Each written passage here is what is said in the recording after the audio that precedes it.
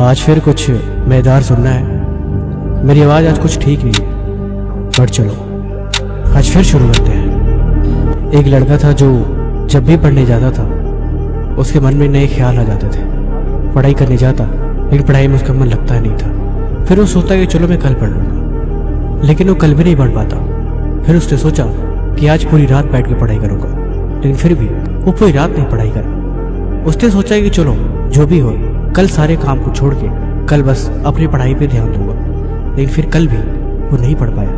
पता है आखिर में क्या हुआ? एक दिन उसके पिता काम से आए और उससे बुला के पूछ ही लिया, बता दिक्कत क्या है, तू पढ़ाई क्यों नहीं करता? जब देखता हूँ तब तू परेशान सा ही रहता है। उसने जवाब दिया, पापा मेरा मन पढ़ाई में लगता ही नहीं है। पापा ने बिना कुछ सोचे समझे बोला, क्यों पढ़ाई में मन क्यों नहीं लगता?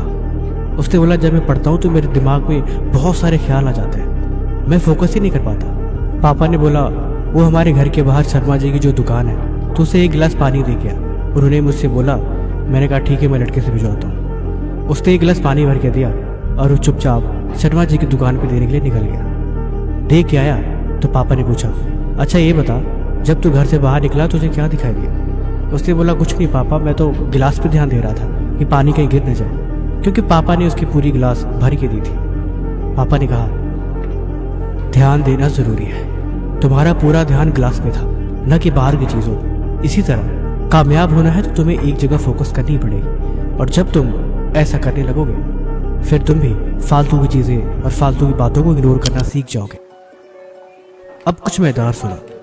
जिंदगी में खुद से एक सवाल करो कि तुम्हारे लिए क्या जरूरी है, तुम्हारी जिंदगी में सबसे जरूरी चीज क्या है। अगर इसका जवाब मिल जाए और इस जवाब को मिलने के बाद भी तुम खाली बैठे रहो, तब समझ जाना कि तुम बर्बादी के रास्ते पे हो। अगर किताब